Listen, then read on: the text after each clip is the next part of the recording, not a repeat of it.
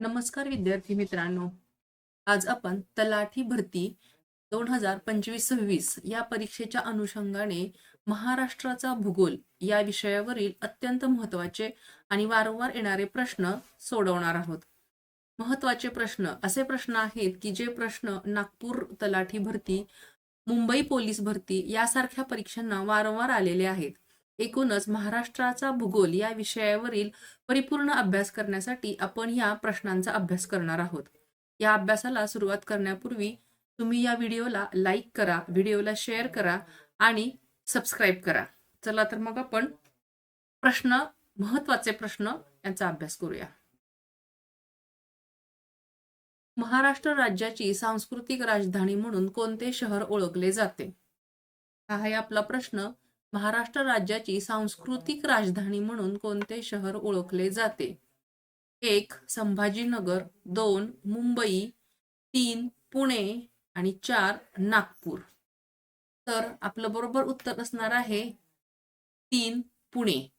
महाराष्ट्र राज्याची सांस्कृतिक राजधानी ही पुणे आहे. महाराष्ट्र राज्याची राजधानी मुंबई आहे, उपराजधानी नागपूर आहे आणि पुणे ही महाराष्ट्राची सांस्कृतिक राजधानी आहे.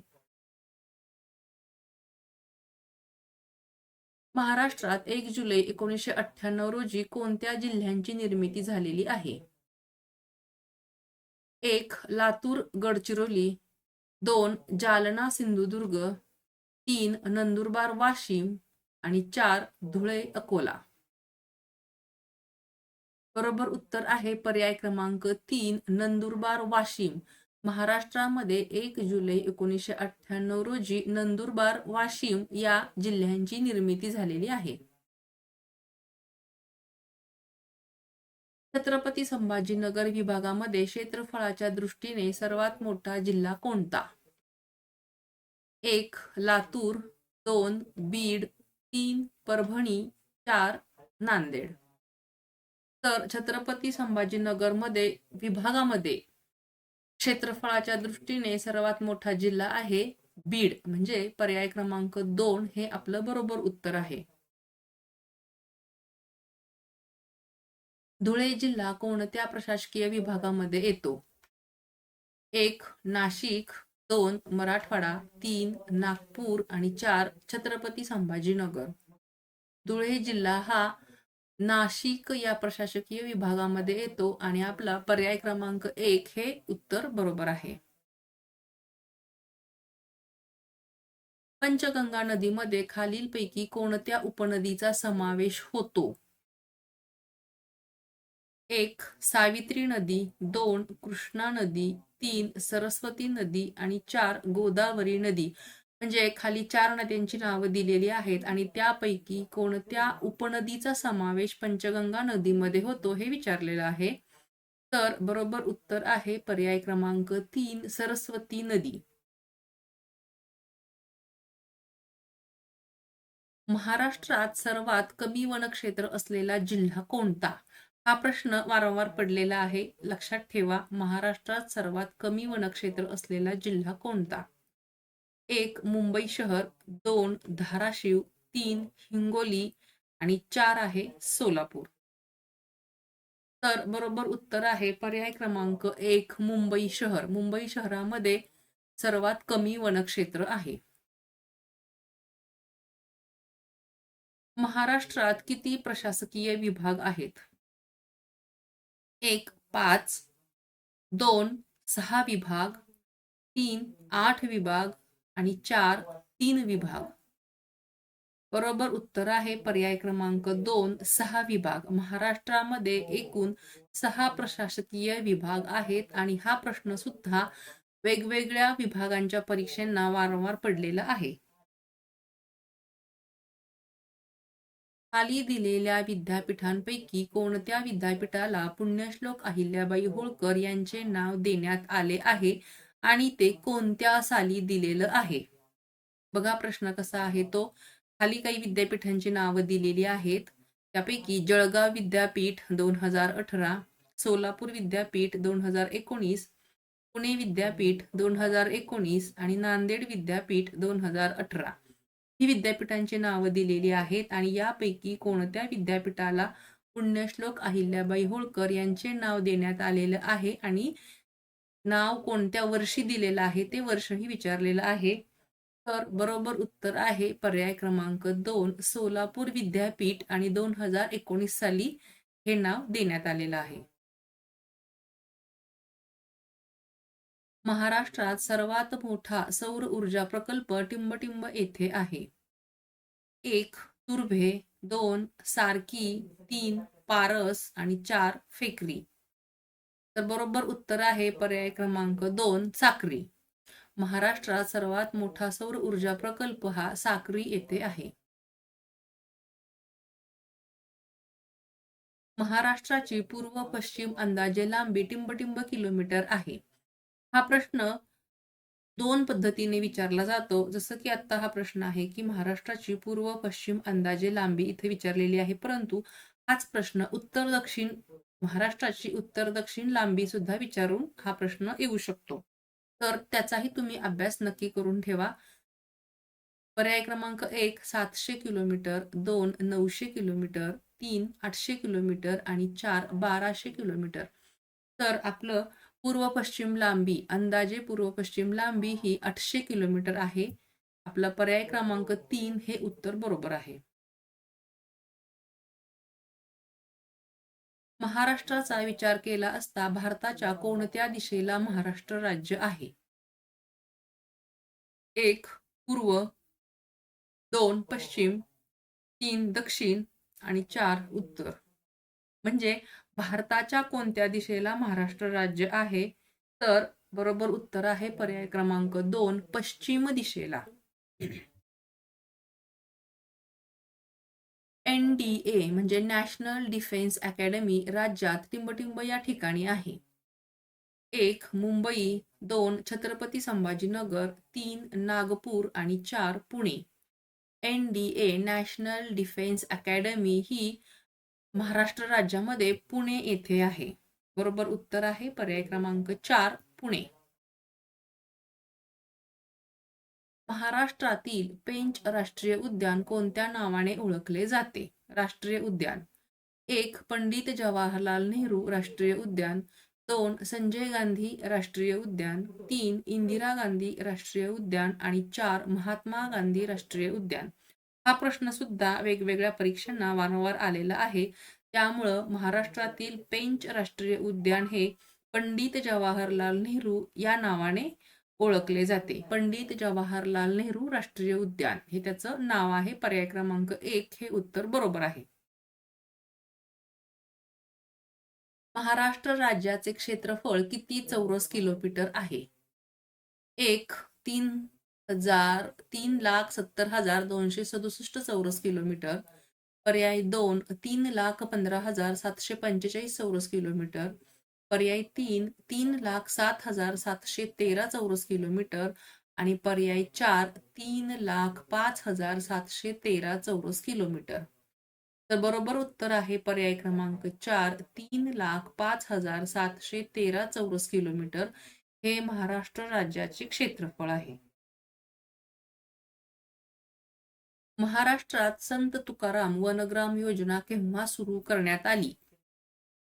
1 2 ऑक्टोबर 2004, 2 4 एप्रिल 2008, 3 26 नोव्हेंबर 2008 आणि 4 26 नोव्हेंबर 2006.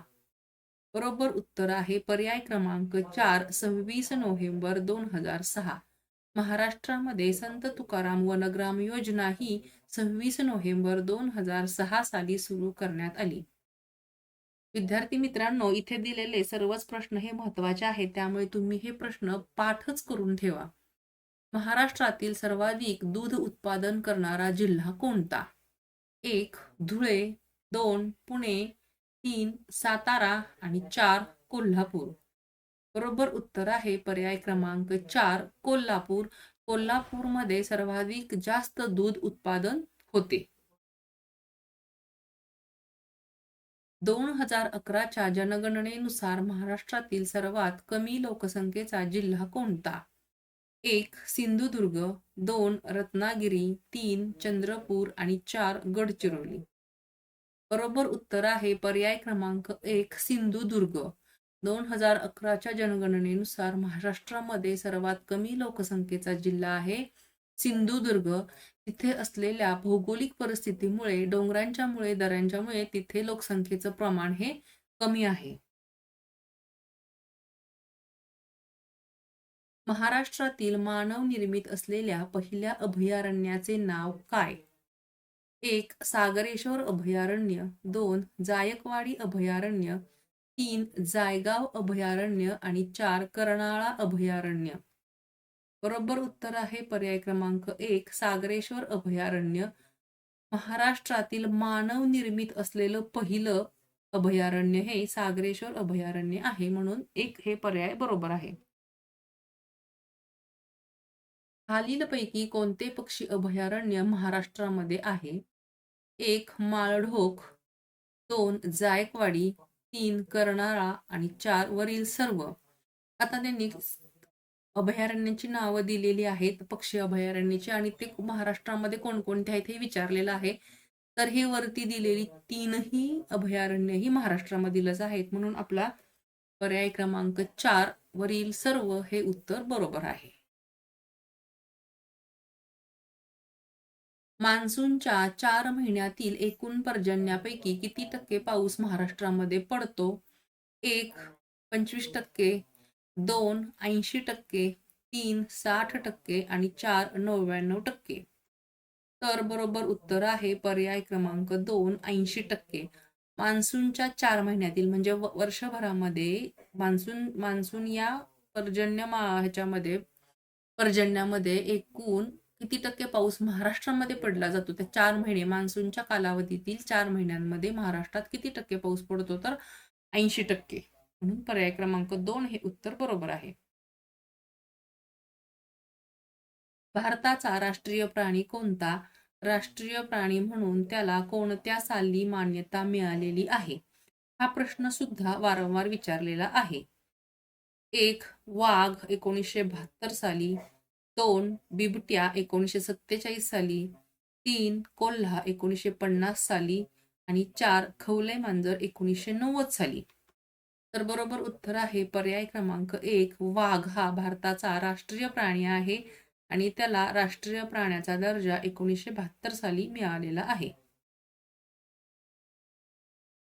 महाराष्ट्रातील सर्वात लांब पश्चिम वाहिनी नदी कोणती आहे? हा प्रश्न जवळपास 7 ते 8 वेळा वेगवेगळ्या परीक्षांना आलेला आहे, त्यामुळे हा व्यवस्थित लक्षात ठेवा. सर्वात लांब आणि पश्चिम वाहिनी नदी असं विचारलेलं आहे. 1. तापी नदी, 2. उल्हास नदी, 3. वैतरणा नदी आणि 4. प्राणहिता नदी. तर बरोबर उत्तर आहे महाराष्ट्रातील सर्वात लांब पश्चिम वाहिनी नदी आहे तापी नदी. पर्याय क्रमांक 1 हे उत्तर बरोबर आहे. खापरखेडा, कोराडी हे औष्णिक विद्युत प्रकल्प कोणत्या जिल्ह्यात आहेत? 1. पालघर, 2. नागपूर, 3. चंद्रपूर आणि 4. ठाणे. खापरखेडा आणि कोराडी हे औष्णिक विद्युत प्रकल्प नागपूर या जिल्ह्यात आहेत. यावरती सुद्धा अनेक वेळा प्रश्न विचारलेला आहे. बरोबर उत्तर आहे पर्याय क्रमांक 2 नागपूर. देशातील पहिले अरविंद मुक्त कृषी विद्यापीठ कधी स्थापना करण्यात आले होते? 1. 2000 साली, 2. 2013 साली, 3. 1970 साली आणि 4. 1990 साली. बरोबर उत्तर आहे पर्याय क्रमांक 2. 2013 साली. देशातील पहिले अरविंद मुक्त ऋषी विद्यापीठ 2013 साली स्थापन करण्यात आलेले आहे. उत्तर सातपुडा पर्वत व दक्षिणे सातमाळा अजिंठा डोंगर रांगांनी कोणते खोरे मर्यादित झाले आहे? 1. कृष्णा खोरे, 2. तापी पूर्णा खोरे, 3. वर्धा खोरे आणि 4. सीना खोरे. उत्तर सातपुडा पर्वत, उत्तरेकडील सातपुडा पर्वत आणि दक्षिणेतील सातमाळा अजिंठा डोंगर रांगांच्या मुळे तापी पूर्णा खोरे हे मर्यादित झालेले आहे. उत्तर आहे पर्याय क्रमांक 2 तापी पूर्णा खोरे हे बरोबर उत्तर आहे. जया, रत्ना, फुले, समृद्धी व इंद्रायणी या कोणत्या पिकाच्या प्रसिद्ध जाती आहेत? 1. तांदूळ, 2. बाजरी, 3. कापूस, 4. ज्वारी. बरोबर उत्तर आहे 1. तांदूळ. जया, रत्ना, फुले, समृद्धी आणि इंद्रायणी या तांदूळ या पिकाच्या प्रसिद्ध जाती आहेत. नारळ संशोधन केंद्र महाराष्ट्रामध्ये कोठे स्थित आहे? 1. भाटे, 2. यावल, 3. श्रीवर्धन आणि 4. मोहोळ. बरोबर उत्तर आहे पर्याय क्रमांक 1. भाटे. नारळ संशोधन केंद्र हे महाराष्ट्रामध्ये भाटे या ठिकाणी आहे. खालीलपैकी कोणत्या राज्यास मध्य प्रदेश राज्याची सीमा लागून आहे? अकोला, नाशिक, गोंदिया आणि गडचिरोली. बरोबर उत्तर आहे पर्याय क्रमांक 3. गोंदिया. गोंदिया या राज्याला मध्य प्रदेशची सीमा लागून आहे. महाराष्ट्राचा नकाशा आपल्याला माहीत असणं आणि त्यामध्ये असलेली राज्य कोणत्या दिशेला कोणती आहेत हे माहीत असणं आवश्यक आहे. त्यामुळे आपल्याला आपल्या महाराष्ट्राच्या बाजूच्या असलेले राज्य आणि त्यांच्या सीमा हे लक्षात येतील. खालीलपैकी कोणत्या विभागात सर्वाधिक वने आहेत? 1. पुणे, 2. नाशिक, 3. नागपूर आणि 4. गडचिरोली. बरोबर उत्तर आहे पर्याय क्रमांक 3. नागपूर. नागपूर विभागामध्ये सर्वाधिक वने आहेत. महाराष्ट्रात खालीलपैकी कोणत्या प्रदेशामध्ये सर्वाधिक प्रमाणात जैवविविधता आढळते? 1. पश्चिम घाट, 2. कोकण किनारपट्टी, 3. पर्जन्य छायेचा प्रदेश आणि 4. महाराष्ट्र पठार. बरोबर उत्तर आहे पर्याय क्रमांक 1. पश्चिम घाट. महाराष्ट्रामध्ये पश्चिम घाटामध्ये सर्वाधिक प्रमाणात जैवविविधता आढळते. म्हणजे वेगवेगळ्या प्रकारचे सजीवसृष्टी पश्चिम घाटामध्ये आढळते. चांगदेव, सुपणदेव, उपणदेव, नाझरदेव हे गरम पाण्याचे झरे कोणत्या जिल्ह्यात आहेत? हा प्रश्न जवळजवळ 8 ते 9 वेळा वेगवेगळ्या परीक्षांना पडलेला आहे. नागपूर तलाठी भरतीमध्ये हा प्रश्न पडलेला आहे आणि इतर परीक्षांना सुद्धा खूप वेळा हा प्रश्न आलेला आहे. त्यामुळे व्यवस्थितपणे लक्षात ठेवा. 1. जळगाव, 2. रायगड, 3. रत्नागिरी आणि 4. अमरावती. बरोबर उत्तर आहे पर्याय क्रमांक 1. जळगाव. चांगदेव, सुपणदेव, उपणदेव, नाझरदेव हे गरम पाण्याचे झरे जळगाव या जिल्ह्यामध्ये आहेत. खाली दिलेल्या कोणत्या नदीचा उगम महाबळेश्वर या ठिकाणी होतो?